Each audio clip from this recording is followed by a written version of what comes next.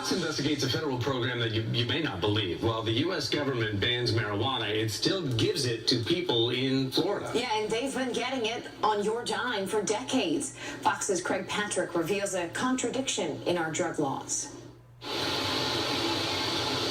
When you stroll down this South Florida beach, you may notice the manicured palms and rolling waves. Maybe the sailboat on the horizon. Or the lady opening a large tin full of pot. She smokes in plain view. Around 10 joints a day. That's 300 joints a month. High-potency marijuana.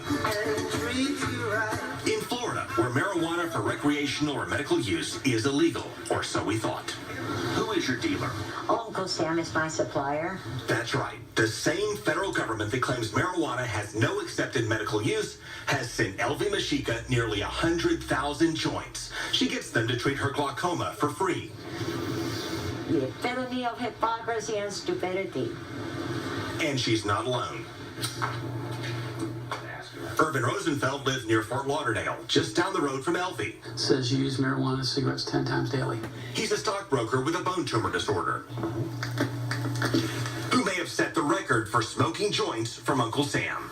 I would guess that I'm up to about 135,000. The feds have sent him a drum of marijuana every month since 1982, when Reagan told the rest of us to just say no. Marijuana, pot, grass, whatever you want to call it, is probably the most dangerous drug in the United States. The United States federal government has been supplying me 10 marijuana cigarettes per day for almost 33 years. In the same vein, arresting people for possession or using the same substance that they give me for medical use. And trafficking marijuana can get you up to life in prison. Or what? Yes, that you send me 10 a day? What would happen the person who shipped this if it wasn't the federal government?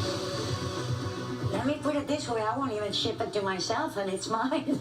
Elvie Irvin and others with serious health problems get deliveries of free marijuana at taxpayer expense for life. They enrolled in a little-known program called the Compassionate Investigational New Drug Program. The federal government launched it in 1978, but will not say much about it.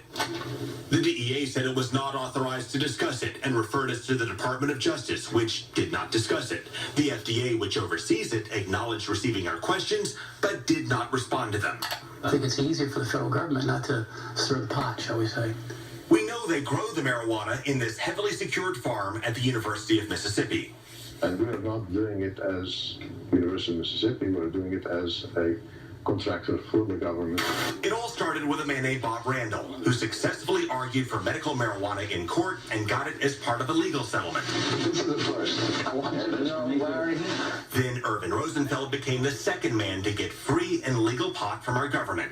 Elvie and others followed until 1992, when President George H.W. Bush cut off enrollment. The FDA would not tell us how many people are still receiving it. We only know of 4, including Elvie and Irvin here in Florida.